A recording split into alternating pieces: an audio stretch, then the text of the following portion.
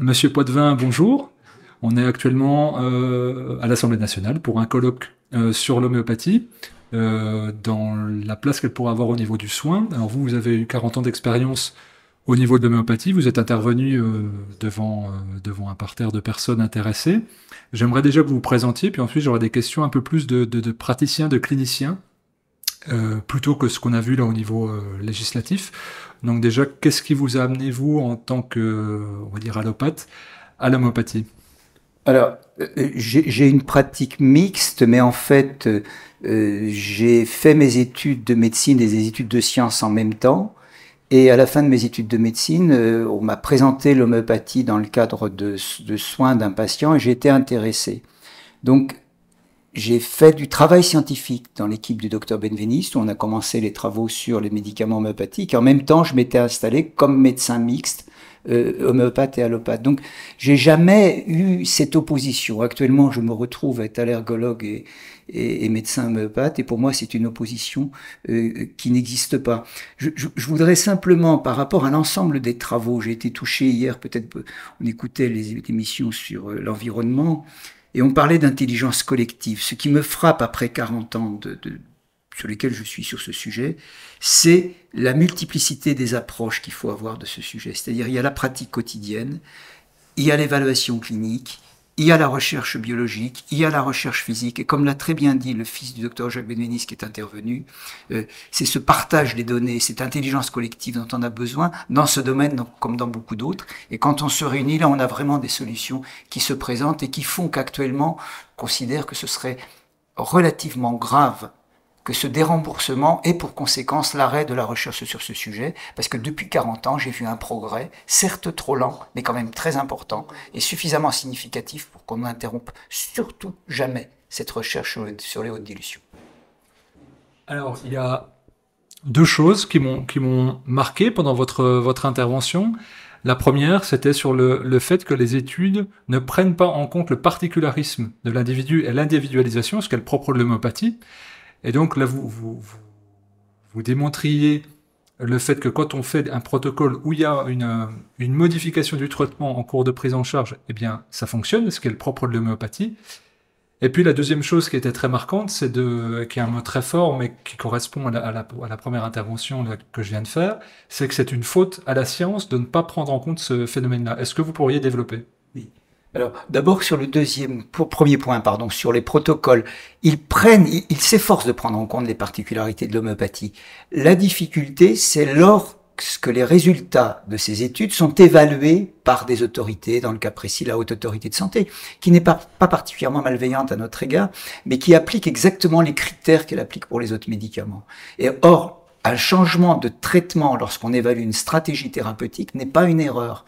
Elle le retient comme une erreur et de ce fait dit l'essai n'est pas de qualité. C'est sur ces points-là qu'il faut qu'on discute en amont de la réalisation des essais. Je ne dis pas du tout qu'il y a malveillance, mais il faut essayer de cadrer ce sujet et de dire là, on est devant des critères qui sont différents parce que nous nous adaptons aux patients et parce que la thérapeutique peut changer. Ça, je pense que ça peut être obtenu, mais ce que je n'ai pas eu le temps de dire ce matin, c'est que ce que l'on pouvait espérer, c'est que se dégage du travail de la HAS ensuite la réalisation d'une commission ministérielle. J'ai travaillé dans les années 88, j'étais tout jeune, dans une commission qu'avait créée Georgina Dufoy, qui réunissait des membres de l'INSERM et des médecins homméopathes. Je pense que ça méritait qu'on refasse ça après le travail de la HAS, et c'est pour ça que j'ai proposé des axes en allergologie, sur les infections respiratoires, sur la dépression, pour que l'on puisse refaire des études en accord avec les gens de l'INSERM, mais cadrer d'abord ces protocoles.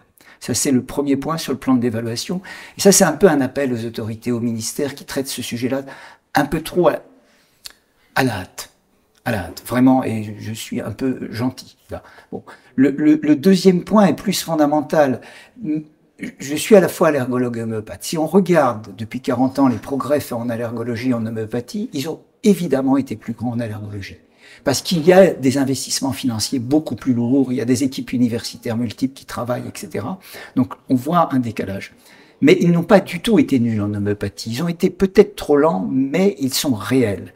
Et le paradoxe, c'est qu'on est en train de parler du fait que les hautes dilutions seraient forcément du placebo, Alors que si on lit vraiment, en toute honnêteté, la littérature qui est existante, sans être partisan, moi je comprends très bien que notre cerveau rationnel soit un peu a priori hostile aux hautes dilutions. Donc, mais lisons la littérature avec une bienveillance naturelle. Et là, on s'aperçoit que c'est parfaitement plausible. Donc s'arrêter à un stade où on est en train de se développer de façon très solide, oui, c'est en toute modestie, c'est quand même une faute à la science. C'est quand même une erreur. C'est une erreur pour ce que l'on va transmettre aussi aux enfants, parce que si l'homéopathie est vraie, si elle agit sur le corps humain, on apprend pas uniquement quelque chose sur le médicament, on apprend quelque chose sur nous.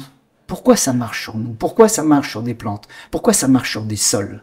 Qu'est-ce qui fait que ça marche? Et donc, on va apprendre quelque chose de nouveau, qui tourne autour de l'eau, mais pas seulement.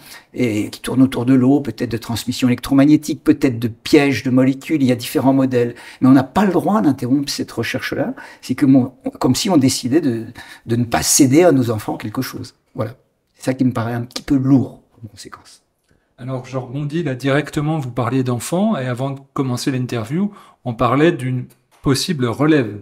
Parce que là, vous êtes à 40 ans de carrière, on a vu qu'il y avait les différents intervenants avaient quasiment ce bagage-là aussi.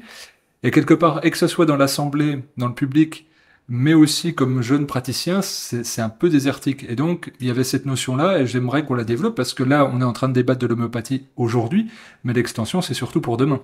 C'est tout à fait juste ce que vous dites. Je suis également enseignant à l'Université de Marseille, et on a envie de transmettre cela, et on voit que le problème du déremboursement provoque une petite désaffection.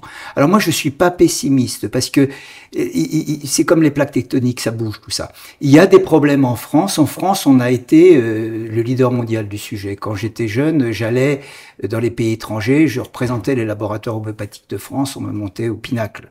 Bon, la France a eu un petit creux dans ses travaux. Mais il y a des relais. Il y a des relais au Brésil, il y a des relais en Inde, il y a des relais dans d'autres pays d'Europe. Donc, encore une fois, quand on parle d'intelligence collective, on parle aussi d'intelligence mondialisée actuellement, hein, dans tous ces domaines. Donc là, je demeure assez optimiste. En France, il faut maintenir quelque chose d'attractif pour que les jeunes, parce que sans quoi on va se trouver devant ce paradoxe que je vois. Je soigne des naturopathes que j'aime beaucoup, j'en soigne beaucoup. Et ils sont les premiers à me dire, un jour, j'ai dit à l'une d'entre elles, je lui ai dit, vous savez, si l'homéopathie est déremboursée, c'est vous qui prendrez ma relève. Elle a été totalement effrayée. Mais elle a dit, mais moi je ne saurais pas faire, je viens vous voir, vous faites les diagnostics, vous assurez la sécurité de mon patient, etc. Donc, on n'a strictement rien contre les non-médecins, tout au contraire. Simplement, l'expertise médicale qui permet de déterminer l'indication thérapeutique, le choix qui permet d'indiquer la gravité. Je citais l'exemple en allergologie des chocs anaphylactiques. Je détecte des allergies dramatiques à l'arachide chez des gens qui viennent me voir pour un traitement d'homéopathie. C'est produit il y a 15 jours. Eh bien, je peux vous assurer que ma conduite à tenir est totalement différente d'un protocole homéopathique. Donc, cette expertise du médecin qui a cette compétence, c'est pas une expertise de supériorité, c'est cette compétence qu'il met au service. Et ça, il faut la maintenir. Et ça, je suis pas certain, je pense même, là aussi, les pouvoirs publics ne se rendent pas compte de ça. J'ai eu un long entretien avec Michel Rivasi, qui est une députée européenne. Elle avait parfaitement, on a discuté pendant 2-3 heures, je connais son attaché parlementaire qui est un ami, on a discuté pendant 2-3 heures de tout ça au téléphone, elle était tout à fait passionnée. Elle a retenu un mot, la sécurité des patients. Et ce qu'elle a compris, et elle a essayé de faire passer une tribune sur ce sujet, dans un journal qui s'appelle Reporter, on peut le trouver sur Internet, elle a dit, mais c'est la sécurité des patients qui met en danger, parce que c'est toute une chaîne qui part du remboursement du médicament, par le maintien du statut d'un médecin homéopathe et qui assure une sécurité. Et là, il y a une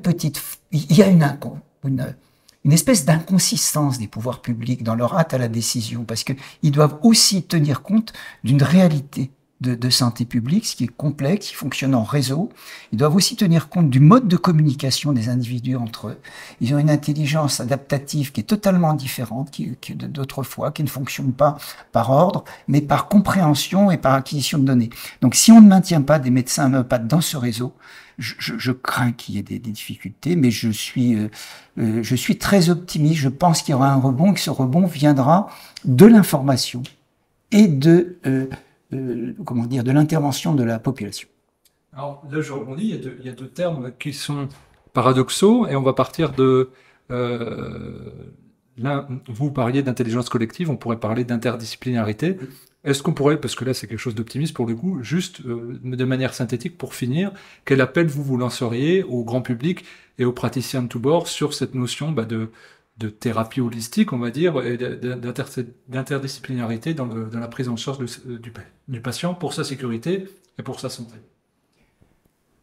Oh, l'appel, il est difficile à trouver. C'est surtout le problème que l'on a, c'est l'existence de structures.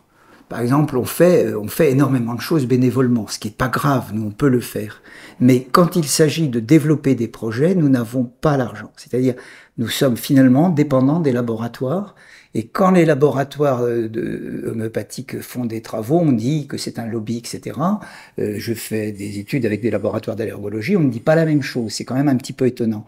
Donc, je crois que l'idée, ce serait que les fondations se regroupent sur ce sujet, peut-être à l'échelle européenne, peut-être autour de l'ECH et d'Hélène Renou, je ne sais pas, autour du professeur Montagnier, je ne sais pas, et que des fondations se regroupent, que l'État permette aussi une défiscalisation pour ces projets, de façon à ce que ces projets puissent être recentrés et étudiés, et qu'on puisse faire des projets, par exemple, qui concernent la clinique, la biologie et l'étude physique du médicament en même temps. Dans le congrès qui a été fait à l'ECH il y a 15 jours, dont le docteur Renou a parlé, c'était à Paris, il y avait toute une population européenne. J'ai présenté un médicament homéopathique, Silicea, dont on avait étudié les effets chez Jacques Benveniste, dont on a étudié la structure en résonance magnétique nucléaire avec Jean-Louis Demangea, et qui fait partie sur lesquels des études ont été faites dans l'antibiorésistance chez les patients tuberculeux en Inde. C'est ce genre de projet qu'il faudrait développer, parce que ça donne de la cohérence à un système, et ça montre que ça n'est pas lié au hasard. Quand un même médicament a une efficacité biologique, imprime sa marque en physique, et a une efficacité clinique dans des problèmes redoutables, l'antibiorésistance au bacille tuberculeux, c'est quand même intéressant. Je crois que c'est ce genre de choses qu'il faudra arriver à organiser dans l'avenir. Moi, je fais confiance aux jeunes, hein, ils ont une capacité de s'adapter très grande. Je suis très optimiste. On va rester sur ce mot-là d'optimisme. Merci beaucoup pour votre disponibilité et puis pour ce que vous avez présenté ce matin. Merci. Merci à vous.